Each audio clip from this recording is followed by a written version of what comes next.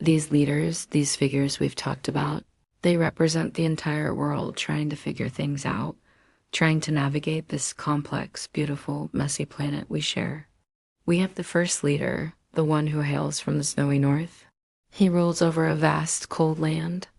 Now, his biggest lesson, and perhaps the lesson for everyone watching him, is that true strength doesn't come from ice and distance, but from warmth, connection, and real, genuine friendship.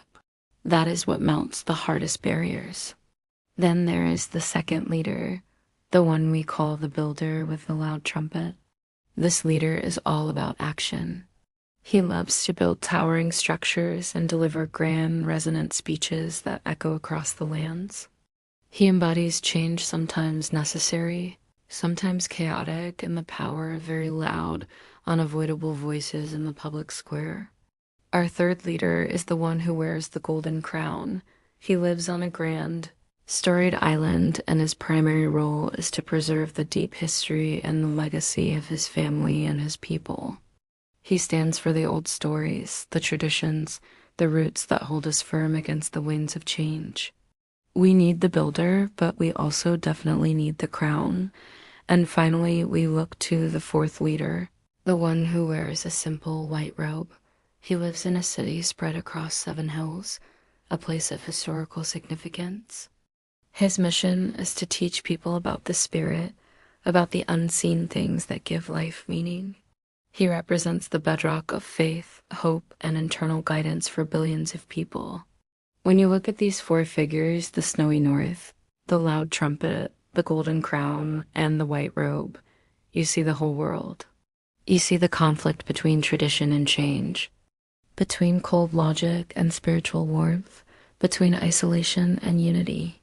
And so we continue to count down the days, hoping for that moment, that glorious turning point, when everyone, all these diverse forces, finally decides to put aside their differences and work toward a shared, brighter future.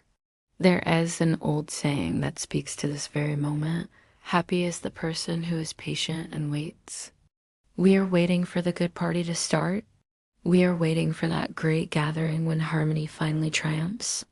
Now, ancient texts tell us that at that appointed time, a very specific figure will stand up. Michael, the great friend, the one who watches over everyone.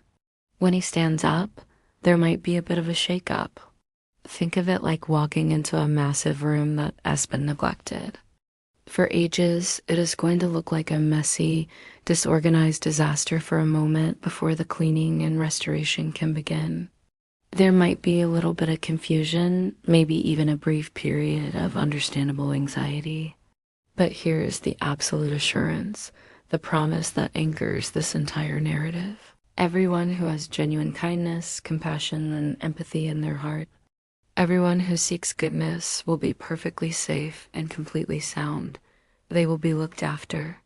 The transformation might be intense, but the final outcome is protection and peace for the kind-hearted. So as we watch these leaders and these global movements unfold, remember that patience is a virtue, kindness is your shield. And the greatest change is often preceded by a little bit of beautiful, necessary chaos.